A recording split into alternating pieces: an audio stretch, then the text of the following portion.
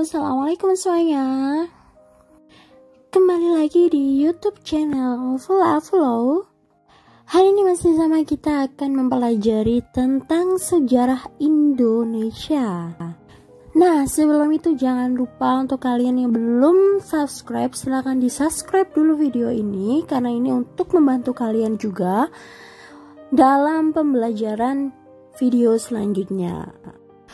Oke, hari ini kita akan mempelajari tentang bab baru, yaitu pengaruh budaya India dan masuknya agama Hindu-Buddha di Nusantara. Bagaimana sih masuknya awal mula budaya India dan agama Hindu-Buddha di Nusantara itu seperti apa? Oke, kita akan bahas secara rinci bersama-sama.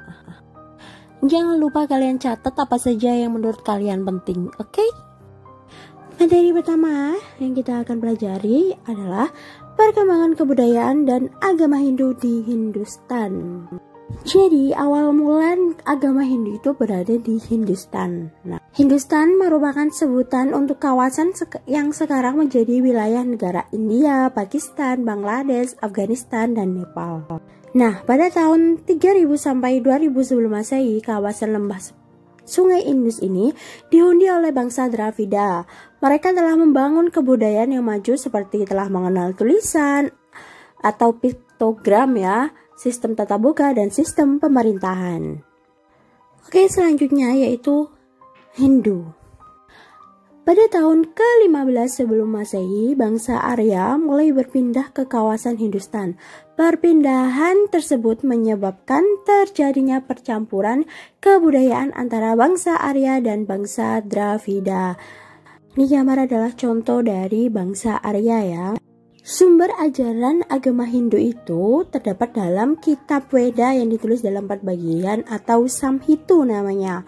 Yang pertama adalah Rigveda yang berarti syair pujian kepada dewa. Jadi isinya itu tentang syair pujian kepada dewa. Yang kedua adalah Samaweda yang berarti nyanyian pada waktu melaksanakan upacara Rigveda. Jadi saling berkaitan ya antara Rigveda dan Samaweda. Yang ketiga yaitu Yajurveda, berisi doa-doa yang diucapkan pada waktu upacara dengan diiringi penyajian Rigveda dan nyanyian Samaweda. Jadi antara kitab 1 sampai kitab keempat itu saling berkaitan satu sama lain. Ini adalah contoh dari kitabnya itu seperti apa. Yang keempat itu Atharvaveda yang berisi mantra-mantra yang digunakan untuk berbagai keperluan seperti sihir dan ilmu gaib. Bangsa Arya menguasai kawasan tersebut berusaha sangat keras menjaga kekuasaannya agar posisi berada di atas bangsa Dravida. Mereka kemudian membagi masyarakatnya dalam kelas-kelas yang disebut sebagai kelas kasta. Nah, apa saja kelas kasta ini? Yang pertama adalah kasta Brahmana yang terdiri dari para pendeta dan orang-orang pintar. Kasta ini berada paling tinggi dari kasta-kasta yang lain. Contohnya adalah para pendeta dan orang-orang pintar. Yang kedua, kasta Ksatria. Terdiri dari orang-orang yang duduk di pemerintahan. Ini kasta kedua tertinggi setelah kasta Brahmana. Biasanya tentara, raja, dan keluarga raja itu masuk ke dalam kasta Ksatria. Yang ketiga yaitu kasta Waisya yang terdiri atas para petani dan para pedagang. Nah, ini contoh dari kasta Waisya ya, pedagang. Yang keempat yaitu kasta Sudra. Ini kasta paling bawah, terdiri dari buruh, tukang, dan pelayan. Perlakuan sistem kasta ini diikuti oleh berkembangnya kepercayaan yang menyembah banyak dewa dan dewi di agama Hindu, atau biasanya disebut sebagai politeisme. Oke, pembahasan berikutnya yaitu tentang Buddha. Nah, pada fase Buddha merupakan fase di mana ajaran Hindu di India mulai mengalami kemunduran akibat dari munculnya ajaran baru, yakni ajaran Buddha. Ajaran Buddha ini dibawa langsung oleh Siddhartha Gautama. Ia merupakan seorang putra mahkota dari Raja Suddhodana dari kerajaan Kosala di Kapilawastu. Gautama membawa ajaran Buddha ini karena melihat rakyat jelata yang semakin menderita akibat dari dominasi dari para kaum Brahmana dalam ajaran Hindu. Jadi Siddhartha Gautama ini membawa ajaran ini untuk menyelamatkan kaum terbawah. Nah, pada ajaran Buddha ini terdapat pada kitab Tripitaka yang berarti 3 keranjang. Yang pertama adalah Vinaya Pitaka, berisi tentang ajaran dan khotbah Buddha. Ini adalah contoh kitabnya, bisa dilihat di gambar. Yang kedua adalah Sutanta Pitaka yang berisi tentang percakapan Buddha.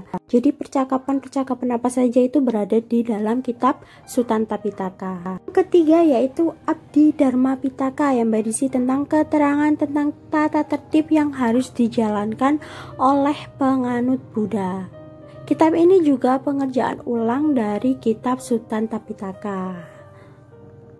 Selanjutnya yaitu pengaruh masuknya India ke Indonesia.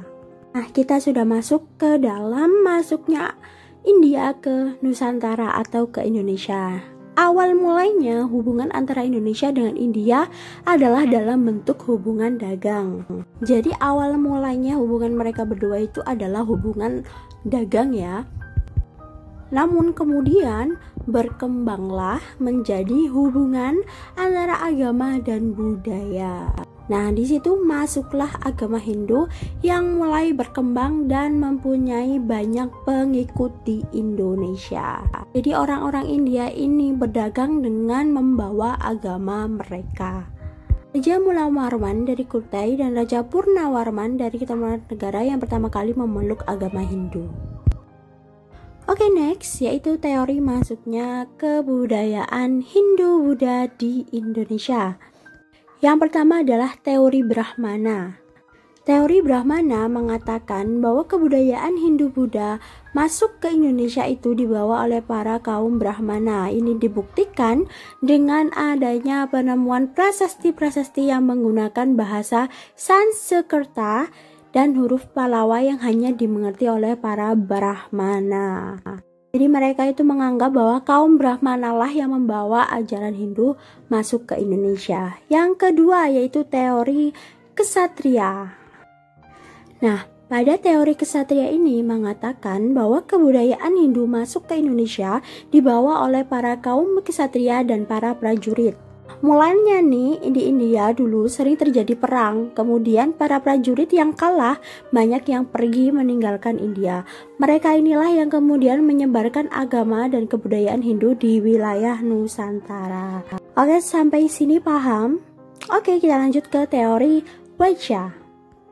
Pada teori Vaishya ini mengatakan bahwa agama Hindu yang masuk ke Indonesia dibawa oleh para pedagang India yang berdagang di Indonesia dan kemudian mengajarkan agama Hindu ke penduduk setempat. Jadi mereka menganggap bahwa agama Hindu itu dibawa oleh para kaum Vaishya. Yang keempat adalah teori Sudra, yang mengatakan bahwa kebudayaan Hindu masuk ke Indonesia dibawa oleh para kaum Sudra, yaitu kaum-kaum terbawah. Alasannya kenapa? Karena mereka dianggap sebagai orang-orang buangan dan hanya hidup sebagai budak, sehingga mereka datang ke Indonesia dengan tujuan untuk mengubah kehidupannya. Itu menurut teori Sudra. Next ke teori selanjutnya, yaitu teori arus balik. Nah, pada teori ini dikemukakan oleh V.D.K.